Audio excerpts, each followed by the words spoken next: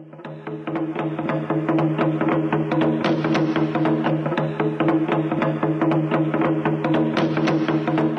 evening and welcome to South Sudan in Focus on the Voice of America. I'm John Tanza working on this pre-recorded program via remote. Here are some of the stories we are covering today, Friday, July 30th, 2021. A new group is calling on South Sudanese to stand up for their rights. Our soldiers earn miserable wages that cannot afford even one day's full meal. All government employees are the worst paid in the world and they go for months without a paycheck. A coalition of South Sudanese civil society activists, academicians, researchers, and former government officials has declared a nationwide civil uprising against the government of South Sudan. The group says unless South Sudanese stand up against what they called failures of the current government, the country risks sliding into a political crisis.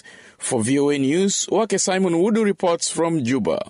The group, which calls itself the People's Coalition for Civil Action, says South Sudanese need to take control of the country, saying citizens have been disappointed with the way leaders of the transitional government have run the country for the past 10 years. Activist Rajab Mohandis, Executive Director of Organization for Responsive Governance and one of the coalition's officials, addressed a news conference in Juba on Thursday. Our soldiers earn miserable wages that cannot afford even one day's full meal. All government employees are the worst paid in the world and they go for months without a paycheck. South Sudan has the worst unemployment rates in the whole region, as many people have lost their jobs because of the pointless wars. The youth of South Sudan go for 10 years looking for jobs and they cannot find one. The government has completely failed in its responsibility to care for us and to create jobs. We must not remain silent. We must seek answers and solutions for these challenges. Quail Aguer Quail, another official of the People's Coalition for Civil Action, represents academia in the coalition. Somebody can arrest you anytime and you are not taken to court and you can be kept for long without being charged. It was for equality, that all of us are equal, but that is not the case. Some people have been in the government since 2005 doing nothing but not going anywhere. They don't want to leave the power. This country, the country that we aspired for, was a country for prosperity, happiness of everyone. But so far, majority of our people are not happy. They are not secure. They are not sure about what will tomorrow be. Mohandis says unless South Sudanese stand up and address the challenges the country faces, nothing will change.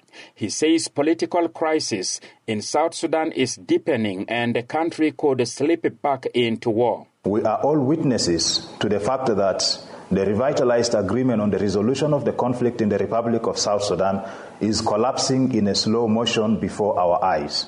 The opposition parties which signed the peace agreement, including the SPLA, are fragmented and weakened and are no longer formidable peace partners. They have lost the capacity and the influence to push for the implementation of the agreement. Abraham Awolich, who represents various think tanks in the coalition, says the call for an uprising against the current system is to ensure that South Sudanese, in his words, take control of their country. And we believe that the last 10 years of South Sudan, the people of South Sudan have been dormant. They have not been challenging the status quo in the Republic of South Sudan. And we cannot expect to have a democratic country without active citizenship. So we are forming this coalition to mobilize our people, encourage them to participate actively in the affairs of their nation, and to make their voices heard and loud. Awolich says the country's ailing economy requires the intervention of the South Sudanese people.